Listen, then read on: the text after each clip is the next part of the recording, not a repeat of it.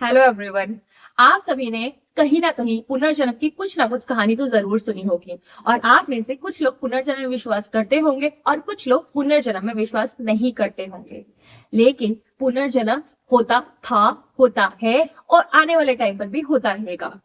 पुनर्जन्म होता था इसका हमें साक्षात प्रमाण मिलता है महाभारत में और गीता जी में कि शिखंडी जिनका पुनर्जन्म हुआ था। दूसरी चीज हमें एक और समझ में आती है, हमें लगता है कि शायद ये आज के समय की विडंबना है, लेकिन वो पहले के समय में भी था कि अगर आपका जन्म एक लड़के के रूप में हुआ है लेकिन आपको एक लड़की के रूप में रहना पसंद है, या फिर आपका जन्म लड़की के रूप में हुआ है और आपको लड़के के रूप में रहना पसंद है, यहाँ पर उसका भी एग्जाम्पल शिखंडी ही है। शिखंडी जो कि भीष्म पितामह के मृत्यु का कारण बनी थी, उनके बारे में हम जानेंगे वीडियो के एंड में। तो फिर शुरू करते हैं आज का श्लोक। आज है गीता जी के अध्ययन का डे 6, चैप्टर नंबर 1, श्लोक नंबर 15 to 19। यहाँ पर जो भी वर्णन हो रहा है ना, वो संजय धृतराष्ट्र को कर रहे हैं। कल हमने देखा था कि किस तरह से जो कौरव थे उन्होंने शंख बजाकर घोषणा कर दी थी युद्ध की, और इधर से पांडवों ने भी शंख बजाकर युद्ध का ऐलान कर दिया था। आज हम देखेंगे कि कौन कौन से शंख बजाए गए थे। तो श्लोक नंबर 15 में श्री कृष्ण महाराज ने पंचजन्य नामक, अर्जुन ने देवदत्त नामक और भयानक कर्म वाले भीमसेन ने प्रोण नामक महाशंख बजाया। कुंती पुत्र राजा युधिष्ठिर ने अनंत विजय नामक, नकुल और सहदेव ने सुघोष और मणिपुष्पक नामक शंख बजाए।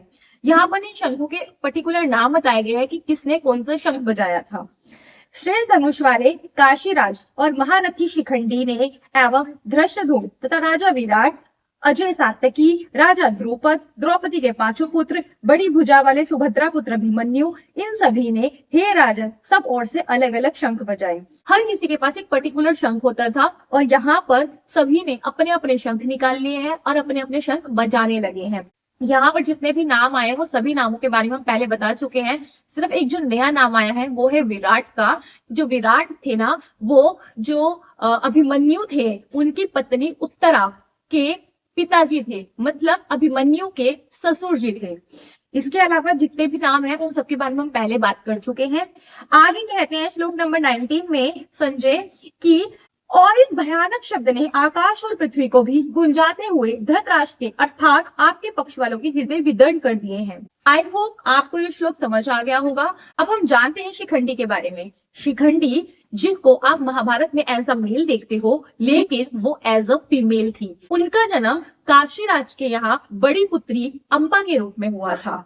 उसके बाद उनका पुनर्जन्म महाराजा द्रुपद के यहाँ पर पुत्री के रूप में हुआ, लेकिन तभी आकाशवाणी हुई कि इनका पालन पोषण एक पुत्र के रूप में किया जाए, और उनका पालन पोषण, शिक्षा दीक्षा पुत्र के तरह की जाने लगी, और वह अंत में पितामह भीष्म की मृत्यु का कारण बनी। क्योंकि जब वो भीष्म पितामह के सामने आए तो भीष्म पितामह जानते थे कि वो एक लड़की है, एक स्त्री है, तो इसलिए उन्होंने अपने शस्त्र त्याग दिए। क्योंकि भीष्म पितामह कभी भी औरतों पर आक्रमण नहीं करते थे, औरतों से युद्ध नहीं लड़ते थे, इसीलिए वो पीछे से उन पर आक्रमण कर दिया गया और वो बाली की शैया पर लेट गए। आई होप आपको ये श्लोक अच्छे से समझ आ गया होगा। मिलते हैं नेक्स्ट श्लोक के साथ, तब तक के लिए राधे राधे।